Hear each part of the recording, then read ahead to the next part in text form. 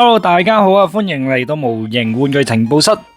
今次我要介紹嘅係嚟自 Bandai Spirit 旗下嘅 SHF 系列最新產品 SHF 珠寶玻璃嘅 figure。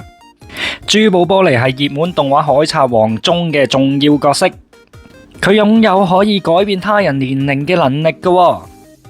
喺蛋頭島篇中咧，佢穿着咧未來風格嘅服裝，展現出與眾不同嘅魅力啊！呢款 SHF figure 完美捕捉咗佢喺呢個篇章中嘅樣貌，等你咧可以將佢帶翻屋企，永久保存呢段回憶。呢款 figure 咧大約咧14.5 cm 高啊，採用咗咧高品質嘅塑膠材料，細節處理得非常之精細。佢嘅身體線條啊，非常之逼真啊，尤其係胸部同埋大腿嘅曲線啊，仲有佢嗰頭咧粉紅色嘅長髮。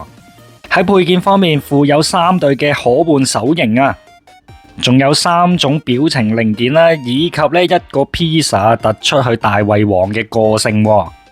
另外咧，仲有咧附上額外嘅表情零件同埋手部零件啊，可以同之前發售嘅路飛組合啊，展現出路飛都一齊享用披薩嘅場面啊！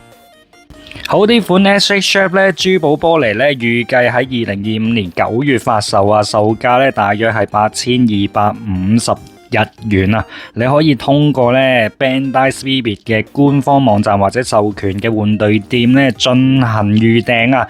詳情咧請關注我哋嘅頻道。如果你中意海賊王或者收藏 SHF figure 嘅咧，千祈唔好錯過呢個機會啦！好啦，今集咧介紹係咁多。如果中意呢條片嘅，記得 like、share 同埋訂閱我嘅頻道啦。拜拜。